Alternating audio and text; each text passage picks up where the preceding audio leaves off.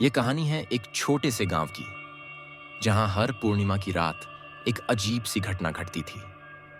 गांव के लोग कहते थे कि जब चांद अपने पूरे आकार में होता, तो रात के समय एक अजीब सी पुकार सुनाई देती थी। वो आवाज ऐसी होती थी मानो कोई औरत दर्द से कराह रही हो। उस आवाज के साथ एक ही चेतावनी जुड़ी थी, इस रात कोई भी अपने घर से बाहर मत निकलना। गांव के लोग इस चेतावनी को हमेशा मानते थे।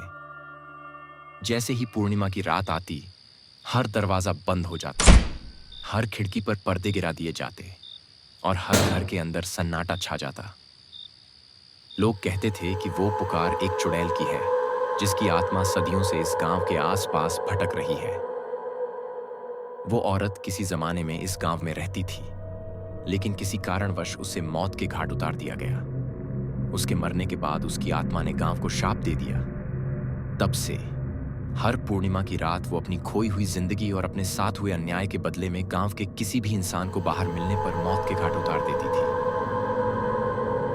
लेकिन एक दिन गांव में एक युवक आया, जिसका नाम अर्जुन था। अर्जुन को इन कहानियों पर बिल्कुल यकीन नहीं था। वो शहर से आया था और गांव में रहना शुरू किया था। जब उसे चुड़ैल की पुकार के बारे में बताया गया, तो उसने इसे सिर्फ गांव वालों की डरपोक कहानियां माना।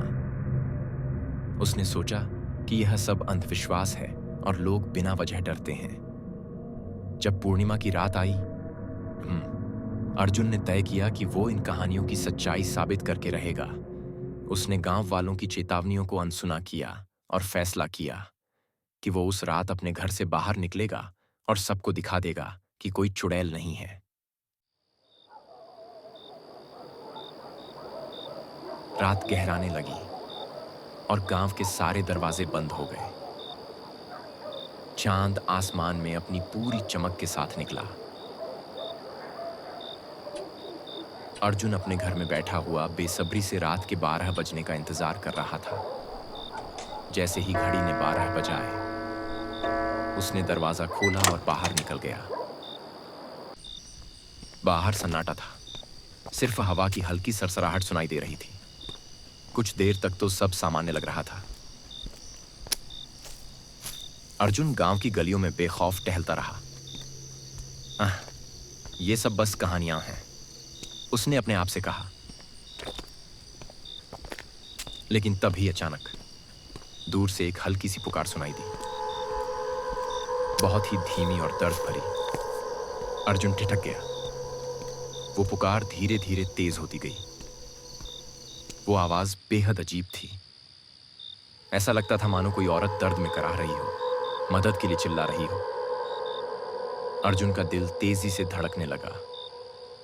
उसके पैरों में हल्की कंपकंपी होने लगी, लेकिन उसने हिम्मत दिखाते हुए उस आवाज की दिशा में चलना शुरू कर दिया। जैसे जैसे वो आगे बढ़ता गया, वैसे वैसे वो पुकार और भी तेज और स्पष्ट होती गई। वो एक सुनसान मैदान में पहुंचा, जहां सिर्फ चांद की हल्की रोशनी पड़ रही थी। मैदान के बीचों बीच एक औरत खड़ी थी, सफेद साड़ी में लिपटी हुई। उसके बाल खुले हुए थे और उसका चेहरा नीचे झुका हुआ था। अंधेरा होने की वजह से उसका चेहरा ठीक से दिख नहीं रहा था, पर वो कुछ अजीब सा बोल रही थी, जैसे कोई मंत्र पढ़ रही हो।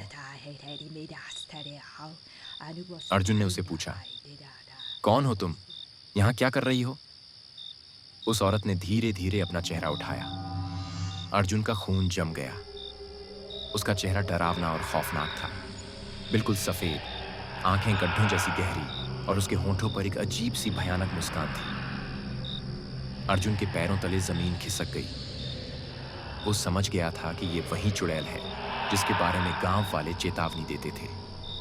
अर्जुन ने पीछे मुड़कर भागने की कोशिश की, लेकिन उसके पैर जैसे जमीन में धंस गए थे। चुड़ैल उसकी ओर धीरे धीरे बढ़ने लगी। उसकी आवाज गूंजने लगी। अर्जुन ने जितनी जोर से हो सकता था चीखने की कोशिश की, लेकिन उसकी आवाज निकल ही नहीं पा रही थी। वो पूरी तरह से बेजान सा खड़ा था। चुड़ैल उसकी ओर करीब आ गई और उसकी ठंडी सांसें अर्जुन के चेहरे पर महसूस होने लगीं। अगले ही पल अर्जुन जमीन पर गिर पड़ा। उसकी आंखों से जीवन की आखिरी रोशनी गायब हो गई थी।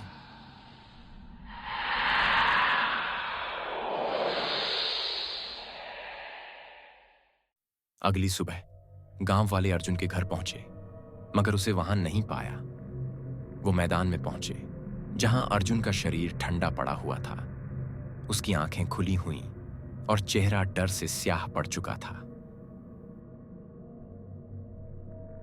लोग कहते हैं कि अर्जुन की मौत के बाद से चुड़ैल की पुकार और भी तेज हो गई है। अब हर पूर्णिमा की रात गांव वाले और भी ज्यादा डर के साए में जीते हैं।